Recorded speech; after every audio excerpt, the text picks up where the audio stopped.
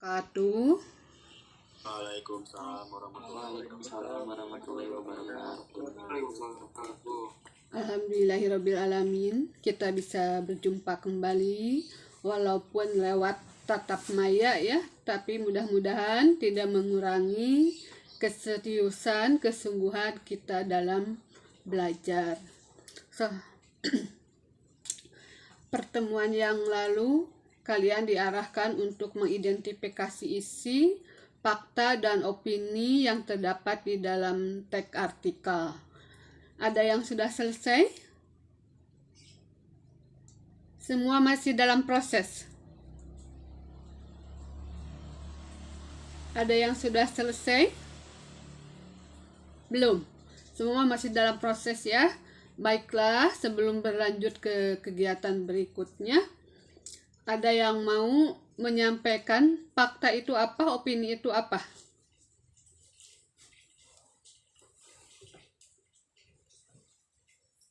Ada yang mau menyampaikan?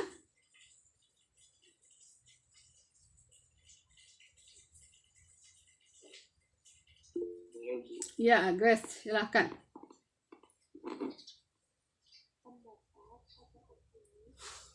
Sebuah gagasan atau pikiran untuk menerapkan persepsi atau kecenderungan tertentu terhadap ideologi dan perspektif yang memiliki kapasitas objektif.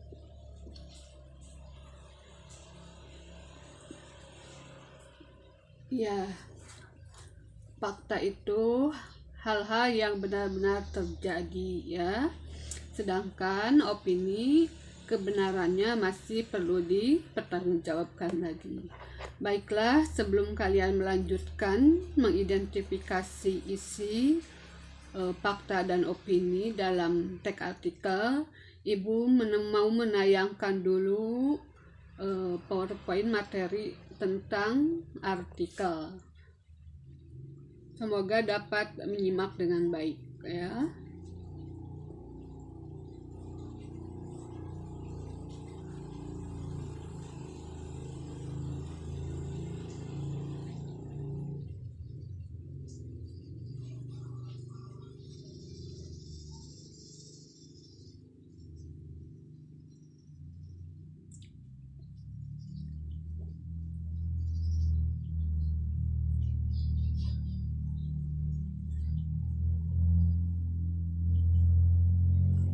Sudah terlihat PPT-nya? Sudah, Bu. Ya, baiklah. Kita mulai saja. Kita mulai dari pengertian. Artikel dapat dipahami sebagai suatu rangkaian atau karangan yang dibuat berdasarkan fakta dan opini untuk dipublikasikan di media, baik media cetak, media online, bahkan juga sekarang banyak artikel yang diunggah di media sosial. Penulisan artikel sendiri sebenarnya mengandung tujuan untuk menyampaikan suatu gagasan yang memuat data dan fakta. Gagasan dalam artikel pada akhirnya dapat mendidik, meyakinkan, dan juga menjadi sarana hiburan bagi pembaca. Adapun tujuan artikel dapat digunakan dua sudut pandang, yaitu pertama tujuan dari sudut pandang penulis artikel dan yang kedua tujuan dari sudut pandang pembaca. Adapun tujuan atau manfaat yang didapatkan oleh penulis artikel sebagai berikut. A. Sarana untuk menyampaikan gagasan. B. Sarana untuk berpikir secara sistematis. C. Sarana publikasi hasil pemikiran secara ilmiah. D. Sarana untuk menguraikan atau membahas pokok masalah yang telah ditentukan oleh peneliti. Dan E.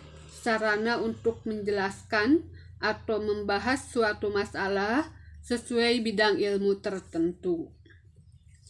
Tujuan atau manfaat yang bisa didapatkan oleh pembaca artikel sebagai berikut. A. Sarana mendapatkan pengetahuan dan informasi. B. Sarana untuk mengedukasi. C. Sarana hiburan bagi pembaca. Adapun ciri-ciri artikel meliputi: 1. Artikel ditulis secara ringkas, padat, dan jelas. 2. Isi tulisan dalam artikel mengandung fakta dan opini. Yang ketiga, artikel menggunakan bahasa yang formal. 4. Penulisan artikel dibuat secara sistematis. Dan 5. Bersifat faktual dan informatif. Adapun struktur artikel tidak beda dengan struktur tajuk rencana ya atau teks editorial, yaitu meliputi 3 unsur. Pertama, pernyataan pendapat atau tesis. Bagian ini biasanya memiliki fungsi sebagai pembuka artikel yang terdiri dari orientasi atau tahap pengenalan dari isi artikel yang akan dibahas. Oleh karena itu, bagian ini biasanya mengandung penjelasan aktual yang penting sehingga dapat dijadikan fondasi dalam pembahasan sebuah artikel. 2. Argumentasi. Pada bagian argumentasi, artikel memuat tentang penjelasan pokok permasalahan yang coba dibahas dan dikupas secara faktual dan informatif. 3. Pernyataan ulang. Bagian terakhir adalah bagian penutup atau pernyataan ulang. Pada bagian ini artikel akan memuat kalimat kunci yang merangkum berbagai penjelasan ke dalam bentuk kesimpulan. Sedangkan jenis-jenis artikel meliputi artikel praktis. Artikel praktis dapat definisikan sebagai sebuah artikel yang fokus pada keterampilan daripada pengembangan pengetahuan.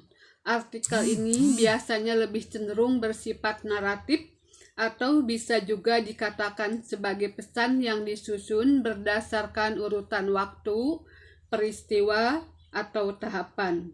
Contoh artikel praktis yaitu artikel yang membahas tentang petunjuk pembuatan sesuatu atau cara memperbaiki sesuatu hingga cara mengoperasikan sesuatu.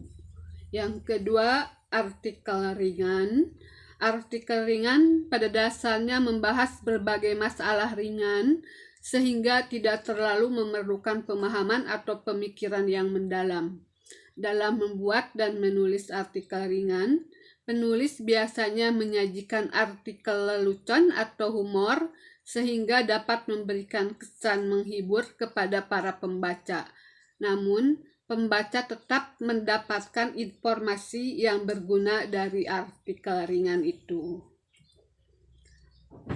Yang ketiga, artikel opini. Artikel opini dapat dipahami sebagai sebuah artikel yang membahas tentang suatu permasalahan berdasarkan opini atau pendapat dari penulis. Dalam membuat artikel opini, penulis biasanya menyajikan beberapa data pendukung yang kuat untuk mendukung pembaca sehingga lebih yakin dan percaya dengan opini yang disampaikan. Artikel jenis ini lebih membahas topik tertentu dengan sangat mendalam, misalnya seperti tajuk rencana atau editorial dan lain sebagainya. Artikel yang sedang kalian identifikasi isi, opini, dan faktanya merupakan jenis artikel opini ya, ke jenis artikel ini. Dan yang keempat, artikel analisis ahli. Artikel analisis ahli atau biasa disebut juga dengan artikel ilmiah. Artikel ini biasanya memuat laporan yang sistematis tentang suatu hasil kajian atau penelitian, misalnya skripsi, tesis, disertasi, atau penelitian lainnya. Perbedaan artikel ini dengan artikel yang lain adalah cara komunikasi yang digunakan. Artikel analisis ahli lebih mengedepankan bahasa yang baku dan ilmiah. Sementara artikel biasanya menggunakan bahasa populer sehingga sering disebut artikel populer. Adapun kaidah kebahasan artikel meliputi 1. Kata keterangan atau adverbia. Kata keterangan seringkali digunakan dalam artikel untuk mendeskripsikan ekspresi dari sikap penulis sehingga bisa lebih meyakinkan para pembaca. Contoh adverbia frekuentatif, yaitu selalu, biasanya, sebagian besar, sering, kadang-kadang, dan jarang. Yang kedua, kalimat aktif. Kalimat aktif dalam sebuah artikel biasa digunakan untuk menjelaskan sesuatu. Kalimat ini pada dasarnya memiliki subjek yang aktif sehingga bisa disebut dengan kalimat aktif. Yang ketiga, kata penghubung atau konjungsi. Dalam sebuah artikel banyak menggunakan kata penghubung atau konjungsi untuk menghubungkan kalimat yang satu dengan kalimat yang lain. Beberapa kata penghubung yang biasa digunakan dalam artikel yaitu kemudian, setelah itu, oleh karena itu, namun, dan lain sebagainya. Yang keempat, kata kerja mental, kata kerja material, dan relasional. Dalam sebuah artikel banyak menggunakan kata kerja mental, material, dan relasional. Kata ini biasa digunakan untuk menjelaskan perasaan atau tindakan dari penulis. Yang kelima, kosakata tambahan. Untuk membuat artikel menjadi lebih menarik dan berkualitas, penulis artikel biasanya memakai banyak kosakata tambahan dan istilah ilmiah pada saat menulis. Itulah ada 5 kaidah kebahasaan yang menonjol di dalam teks artikel.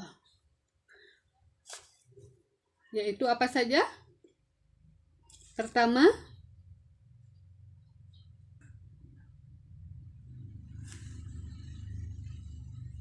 kalimat aktif, terus kata keterangan adverbia, terus konjungsi, dan kosakata ya. Itu kebahasaan dalam artikel. Ibu tidak perlu menjelaskan lebih detail karena kalian sudah paham, sudah mengetahui karena sudah terlatih dalam mengidentifikasi teks-teks sebelumnya, hanya jenis teksnya saja yang berbeda. Seperti struktur. Kebetulan struktur artikel itu sama persis dengan struktur teks editorial, yaitu tesis atau pernyataan pertama tesis, kedua argumentasi, ketiga penegasan ulang. Tesis disebut juga pernyataan umum, dan di dalam artikel ini itu struktur yang harus ada dan harus lengkap.